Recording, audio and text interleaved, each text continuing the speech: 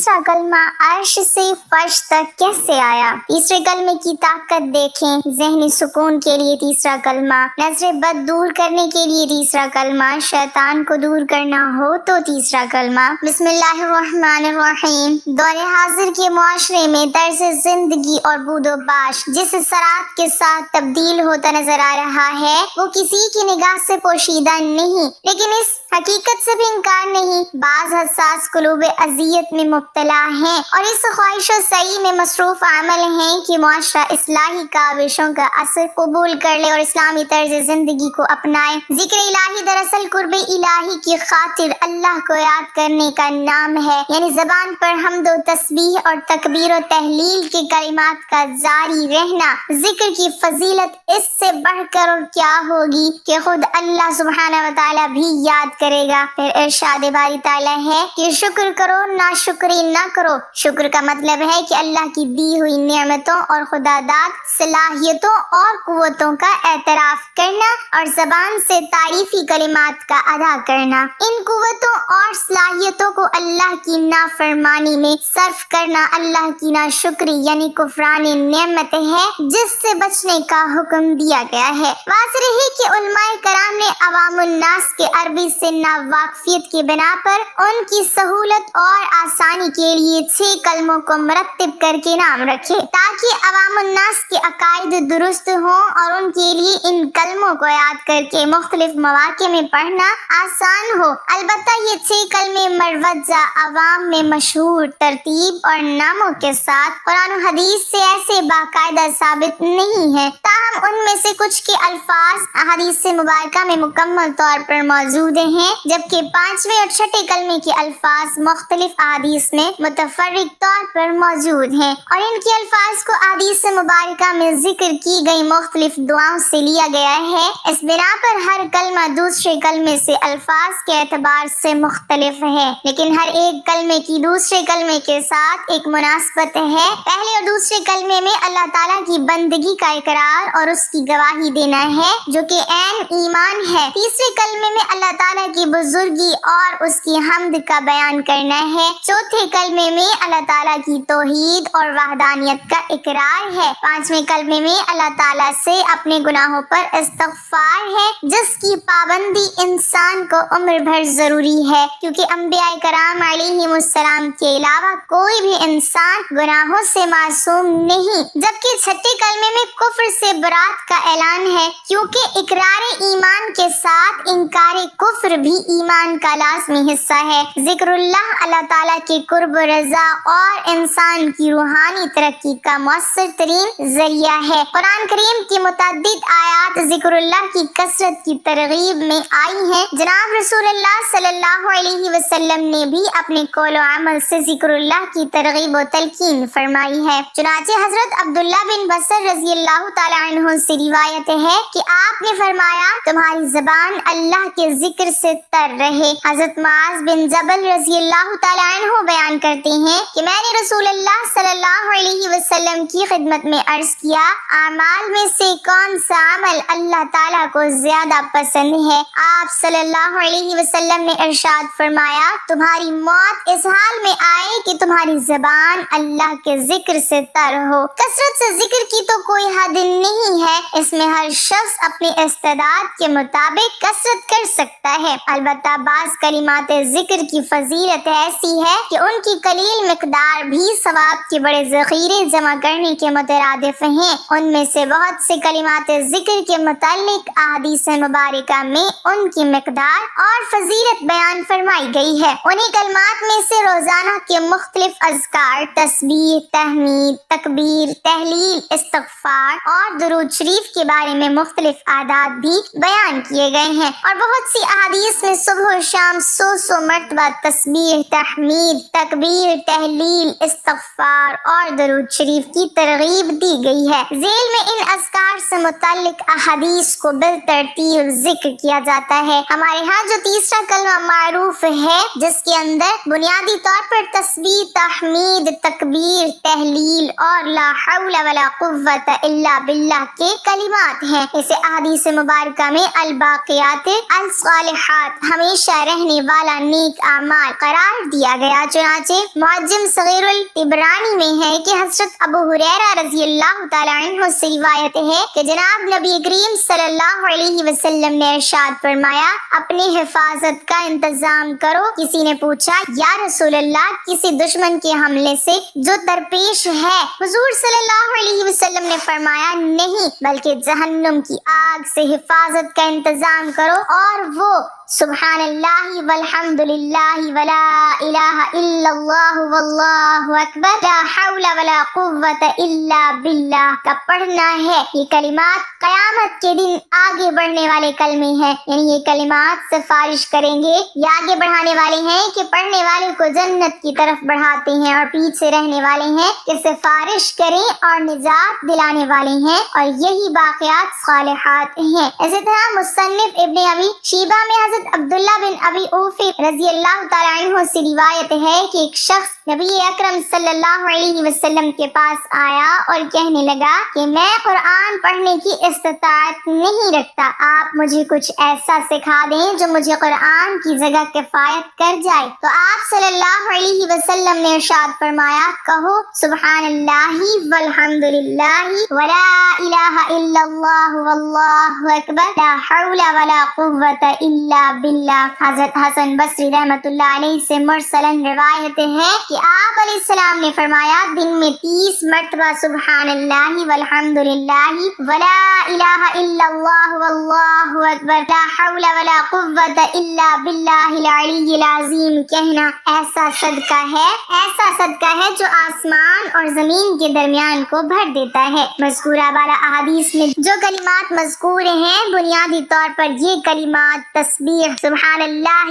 تحمید، الحمدللہ، تکبیر، اللہ اکبر، تحلیل، لا الہ الا اللہ پر مشتمل ہیں۔ ان میں سے ہر ایک کے متعلق احادیث مبارکہ میں صبح و شام 100 مرتبہ پڑھنے کی ترغیب اور فضیلت بیان کی گئی ہے، اور لا حول ولا قوت الا باللہ العلی العظیم کو جنت کا خزانہ قرار دے کر اس کے ذکر کی کثرت کی بھی احادیث میں ترغیب آئی ہے، جو کہ حسب ذیل ہے۔ حضرت عبداللہ بن عمرو بن العاص رضی اللہ تعالی عنہما سے مروی ہے کہ جناب نبی کریم صلی اللہ علیہ وسلم نے ارشاد فرمایا، جو شخص 100 مرتبہ صبح اور 100 مرتبہ شام کو سبحان اللہ کہے، وہ 100 حج کرنے والے کی مانند ہے۔ جو آدمی صبح و شام 100 مرتبہ الحمدللہ کہے، وہ اس شخص کی طرح ہے جس نے اللہ تعالیٰ کے راستے میں 100 مجاہدوں کو گھوڑوں پر سوار کیا، یعنی انہیں سواری دی، یا فرمایا وہ 100 غزوات لڑنے والے غازی کی طرح ہے۔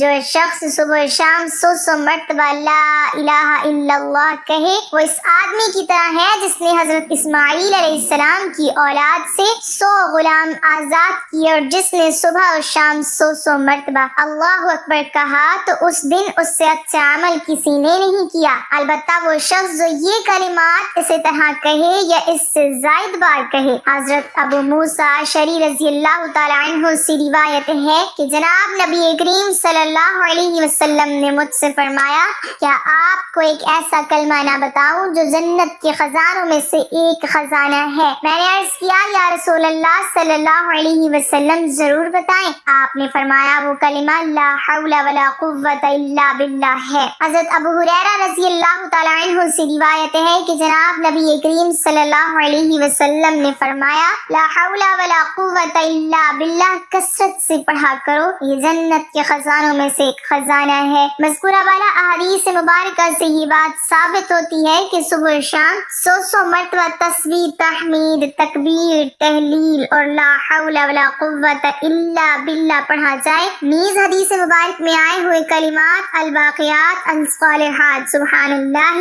والحمد للہ ولا الہ الا اللہ واللہ اکبر لا حول ولا قوت الا باللہ میں یہ ساری باتیں موجود ہیں۔ لہٰذا اگر 100 مرتبہ الباقیات الصالحات کو پڑھ لیا جائے تو مذکورہ والا احادیث کے مطابق عمل بھی ہو جائے گا اور ان کی فضیلت حاصل ہو جائے گی۔ اور انہیں کلمات الباقیات الصالحات کو ہمارے برصغیر کے بزرگوں نے تیسرے کلمے کا عنوان دے کر سکھایا ہے۔ چنانچہ بزرگان دین کی طرف سے تیسرے کلمے کی صبح و شام 100 مرتبہ کی تسبیح پڑھنے کی جو ترغیب دی گئی ہے وہ ان مذکورہ بالا احادیث سے مبارکہ سے ماخوذ ہے۔ تیسرے کلمے کے کرشمات: میں سفر کے لیے ٹرین میں چڑھا اور ایک جگہ بیٹھ گیا، وہاں پر کافی لوگ بیٹھے تھے، میں تسبیح نکال کر پڑھنے بیٹھ گیا۔ میں نے کہا میں اصل میں ایک ایسا ذکر کر رہا ہوں جس کی یہ فائدے ہیں، جو اس کو سبحان اللہ 100 دفعہ پڑھ لے اور پڑھنے میں 3-4 منٹ لگتے ہیں،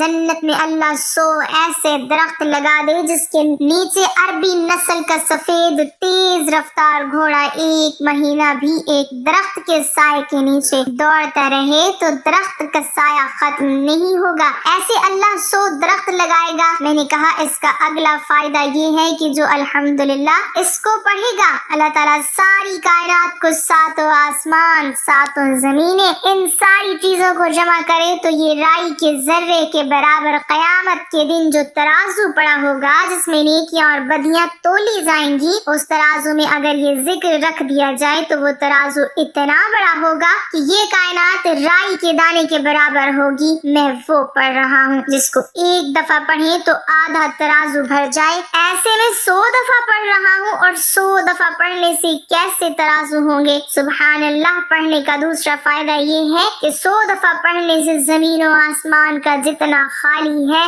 سارا نیکیوں سے بھر جاتا ہے۔ پھر میں نے اللہ اکبر نہیں بتایا، میں نے کہا میں ایسا وظیفہ پڑھ رہا ہوں جس کو چند منٹ لگتے ہیں لیکن پڑھنے والے کو وہ نور ملتا ہے کہ قیامت کے دن سارا جہان اندھیرے میں ہوگا، اس کے پاس نور ہوگا اور یہ تقسیم کرے گا، اور اس کے پڑھنے والے کو اللہ عرش کا سایہ دے گا، اور سارا جہان دھوپ میں ہوگا، زمین تانبے کی ہوگی اور اللہ کا جلال ہوگا، اور کوئی وارث نہیں ہوگا سوائے مدینے صلی اللہ علیہ وسلم والے کے، اور یہ وہ ذکر ہے جس میں عرش کا سایہ نصیب ہوگا۔ ایک فائدہ یہ ہے کہ دنیا کے سارے غم، ہم، فکریں، دردیں، سوز، پریشانیاں، مسائل، مشکلات، تکلیفیں، جادو، بندشیں، اولاد کے مسئلے، گھر کے مسئلے، رزق کے مسئلے، صحت کے مسئلے، نوکری کے مسئلے، تجارت کے مسئلے، زندگی کی ناکامیاں، مشکلات، یہ سارے مسائل لا حول ولا قوت الا باللہ العلی العظیم اور باقی 99 جو فائدے ہیں اللہ نے اٹھا لپیٹ کر رکھ دیے ہیں۔ کیوں؟ یہ دنیا چھوٹی، اس کی بقا چھوٹی، اس کی مشکل چھوٹی، اس کے مسئلے تھوڑے، دنیا تھوڑی، اس کے غم تھوڑے، دنیا تھوڑی، اس کی خوشیاں تھوڑی، آخرت بڑی، اس کی مشکلات بڑی، آخرت بڑی، اس کی خوشیاں بڑی۔ اب جب میں نے انہیں فائدے بتائے کہنے لگے کہ کمال ہے، آپ نے تو بڑے اچھے انداز میں فائدے بتائے ہیں۔ ناظرین اب جانیے تیسرا کلمہ عرش سے فرش تک کیسے آیا۔ علماء کرام اور مفسرین نے تیسرا کلمہ کا ذکر کرتے ہوئے لکھا ہے کہ حضرت ابن عباس رضی اللہ تعالی عنہ فرماتے ہیں کہ اللہ تعالیٰ نے عرش بنایا اور فرشتوں کو اسے اٹھانے کا حکم دیا تو فرشتوں کو عرش بہت وسیع محسوس ہوا۔ اس وقت فرشتوں کو سبحان اللہ پڑھنے کو کہا گیا، چنانچہ جب فرشتوں نے سبحان اللہ کا ورد شروع کیا، اس کو پڑھتے ہی عرش اٹھانا آسان ہو گیا۔ فرشتے برابر اس کلمے کو پڑھتے رہے یہاں تک کہ حضرت آدم علیہ السلام وجود میں آئے اور ان کو چھینک آئی تو حضرت آدم علیہ السلام کو الحمدللہ پڑھنے کا حکم دیا۔ اس کے جواب میں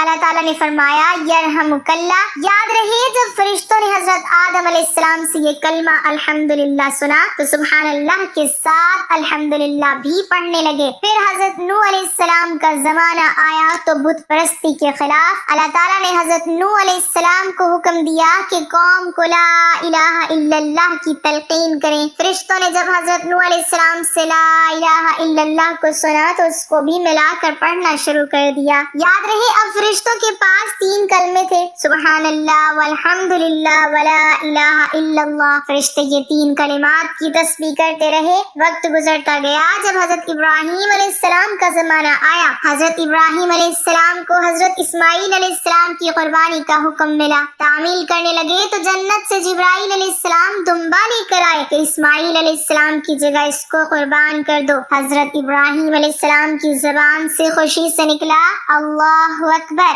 جب فرشتوں نے حضرت ابراہیم علیہ السلام سے اللہ اکبر سنا تو اس کو بھی ملا لیا اور یوں پڑھنے لگے سبحان اللہ والحمد للہ ولا الہ الا اللہ واللہ اکبر۔ اب فرشتے ان 4 کلمات کی تسبیح کرتے رہے، وقت گزرتا گیا۔ پھر جب ہمارے پیارے نبی حضرت محمد مصطفیٰ صلی اللہ علیہ وسلم کو دنیا میں بھیجا گیا تو کیسے یہ کلمہ مکمل ہوا۔ ناظرین، ایک بار حضرت جبرائیل علیہ السلام نے حضور نبی کریم صلی اللہ علیہ وسلم کو تیسرا کلمے کے پہلے واقعات کے بارے میں بیان کیا اور بتایا کہ کیسے کیسے فرشتے ان 4 کلمات کو جمع کر کے ان کی تسبیح کرتے ہیں سبحان اللہ والحمد للہ ولا الہ الا اللہ واللہ اکبر۔ ناظرین محترم، جب آپ صلی اللہ علیہ وسلم نے ان 4 کلمات کی تسبیح کو سنا تو آپ صلی اللہ علیہ وسلم نے اظہار تعجب کے لیے فرمایا لا حول ولا قوت الا